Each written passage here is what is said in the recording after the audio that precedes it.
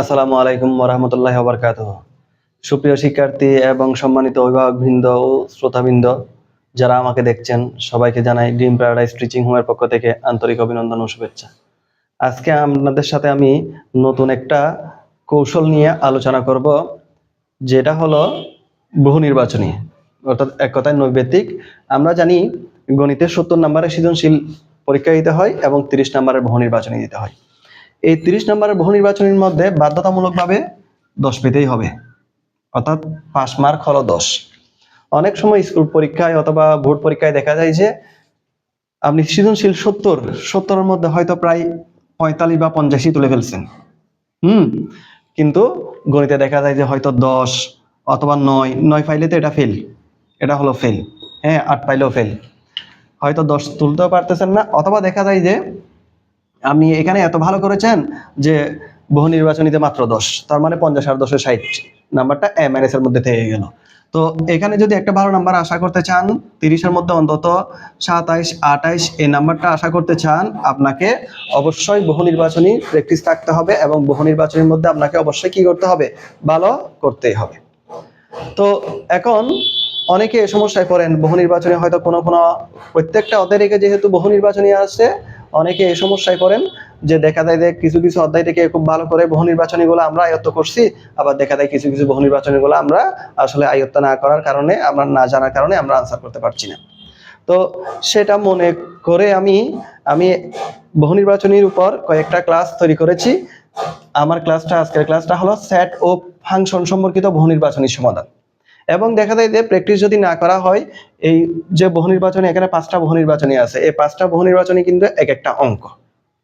তো প্র্যাকটিস না করার কারণে দেখা যায় যে একটা বহু নির্বাচনীর জন্য সময় আছে আমার কাছে 1 মিনিট, কিন্তু দেখা যায় সে আনসার করতে চলে যায় 4 মিনিট 5 মিনিট, তাহলে আমি বাকিগুলা কখন আনসার করব? তো আজকে আমি বহু নির্বাচনী কিছু শর্ট টেকনিক দেখিয়ে দেব, যেটার মাধ্যমে আপনি মাত্র 10 সেকেন্ড, 15 সেকেন্ড বা সর্বোচ্চ 1 মিনিটের মধ্যে আপনি প্রত্যেকটার আনসার করতে পারবেন। এবং এমন বহু নির্বাচনী পাবেন, আপনি যদি একটু টেকনিক অ্যাপ্লাই করেন, আপনি 10 সেকেন্ডের মধ্যে এটা সমাধান করতে পারবেন। তো আমরা দেখব কিভাবে 10 সেকেন্ডের মাধ্যমে বহু নির্বাচনীগুলোর একটা সমাধান করা যায়। 1 নম্বরে উল্লেখ আছে function of x equal to x cube minus x minus 24 হলে x এর কোন মানের জন্য function of x equal to 0 হবে। এটা হলো ঢাকা বোর্ড 2024 এর একটা বহু নির্বাচনী। তো এটার অপশন দেয়া আছে, অপশনগুলো হলো ক নাম্বার আছে 2। হ্যাঁ, এখন দেখেন অনেক সময় আমরা প্রশ্ন থেকে উত্তর করি, প্রশ্ন থেকে উত্তর করতে সহজ হয়, এবং দেখা যায় অনেক সময় প্রশ্ন থেকে উত্তর করার চেয়ে আমার উত্তর যেটা দেওয়া আছে সেখান থেকে আমি যদি উত্তরটা খুঁজে বের করি, আমার সময় অনেক কম লাগে। এই অঙ্কের ক্ষেত্রে আমার টেকনিকটা হলো, আমি যে অপশনগুলো আছে অপশন থেকে উত্তরটা বের করে ফেলবো। কিভাবে বের করবো sir? Function of x equal to 0 হবে মানে এটার মান 0 হবে, এই সম্পূর্ণটার মান। প্রথমে আমি মনে করলাম যে এক্স এর মান হলো কত, 2। এক্স এর কোন মানের জন্য? এক্স এর মান হলো 2, অর্থাৎ এখানে যা আছে সেটা 2 ধরে করব আমি। তাহলে x cube minus x minus 24, এটার মান 0 আসলেই হবে। আমার দরকার function of x equal to কত, 0।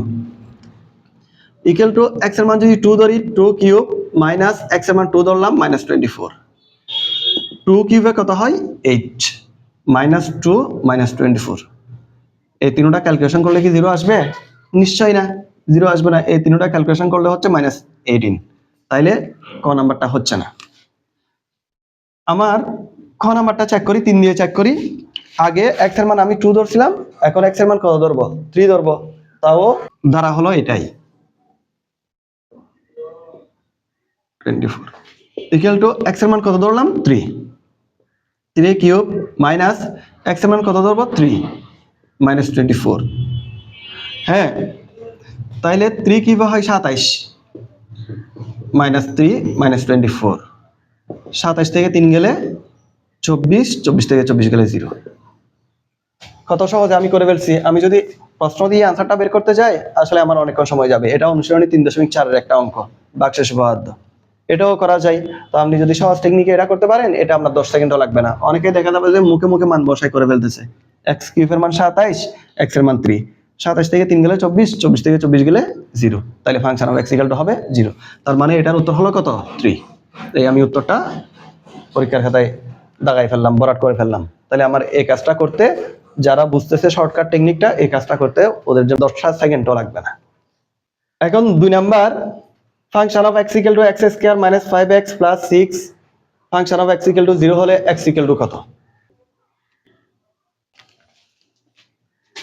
2 নম্বরের জন্য এই অপশনগুলো দেওয়া ছিল। তো এটা অপশনের চেয়ে আমার এমনি ডাইরেক্ট করাটাই সহজ বলে মনে হচ্ছে। তাহলে আমি অঙ্ক করে ফেলি x square minus 5x minus 6 equal to 0। আমি এগুলা কি করছি? আমি এগুলা রাফ করছি। তো পরীক্ষায় নিশ্চয় খাতা থাকবে, খাতায় শেষে দিয়ে গিয়ে শেষের দুই একটা পৃষ্ঠা নিয়ে সেখানে যদি আপনি উপরে রাফ লিখে এই কাজটা করেন, পরীক্ষা শেষে কেটে দিবেন। সেখান থেকে আপনি বহু নির্বাচনীগুলো খুব সহজেই এখানে আনসার করতে পারবেন। আমার এগুলা হলো রাফের কাজ।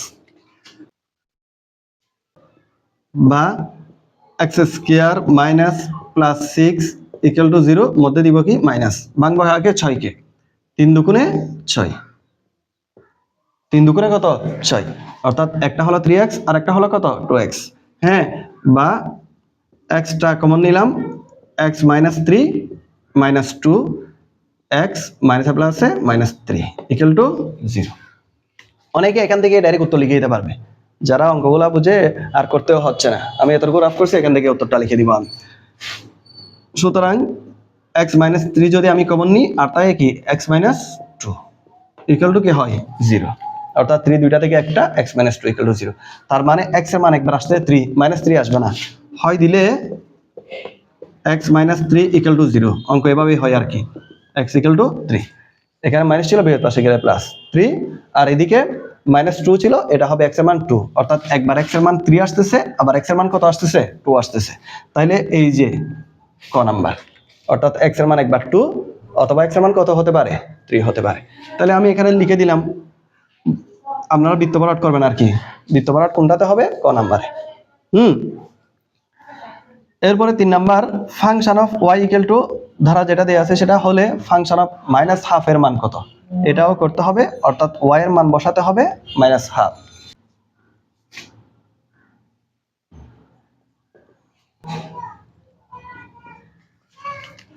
আমি ধারাটা লিখলাম, y এর মান কত আছে মাইনাস হাফ, অর্থাৎ বা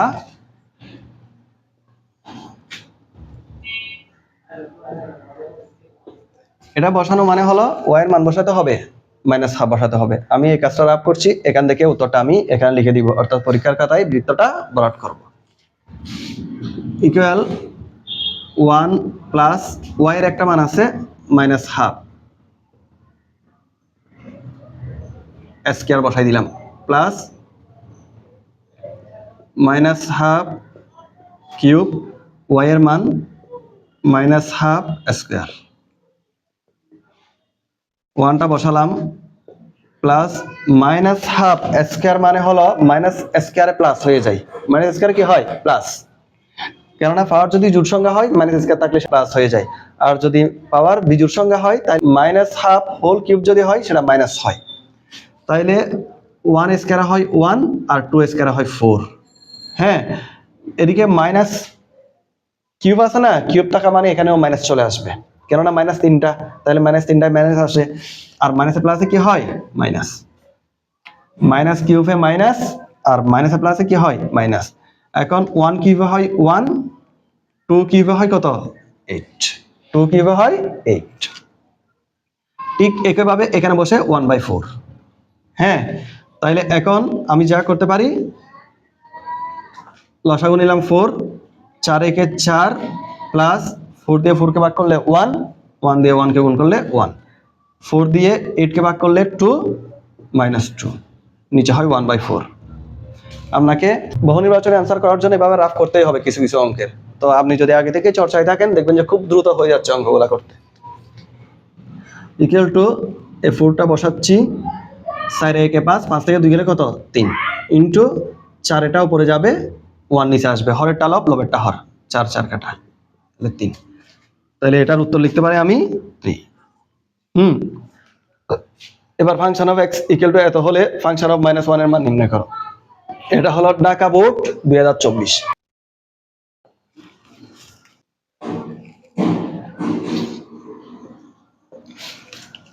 আমি ধারাটা লিখলাম, এখন x এর মান ফাংশন অফ -1 হবে, ফাংশন অফ -1।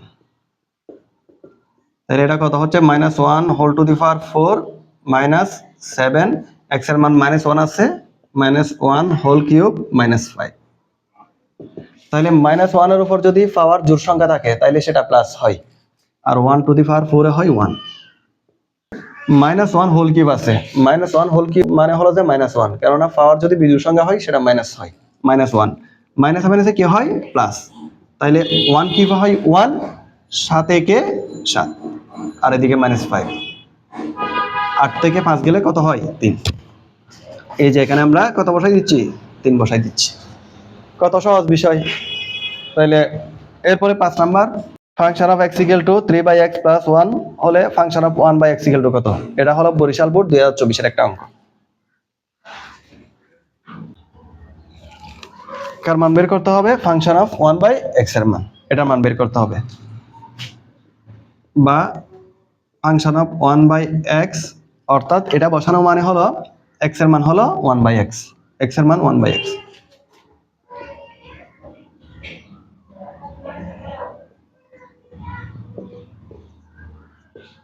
এখানে হরেরটা লব হবে, লবেরটা হর হবে, অর্থাৎ x উপরে যাবে, তার মানে নিচে কি আছে 1 আছে, নিচে 1টা বসাতে হয় না। 3 এর সাথে x গুণ করলে 3x প্লাস 1।